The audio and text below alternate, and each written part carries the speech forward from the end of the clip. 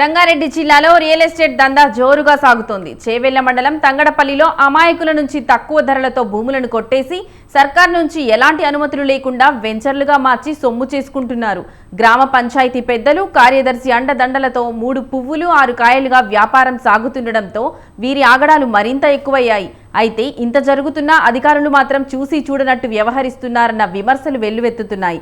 ఇకనైనా ఉన్నతాధికారులు స్పందించి రియల్ ఎస్టేట్ దందాను అడ్డుకొని అమాయకులను కాపాడాలని అక్కడి స్థానికులు కోరుకుంటున్నారు.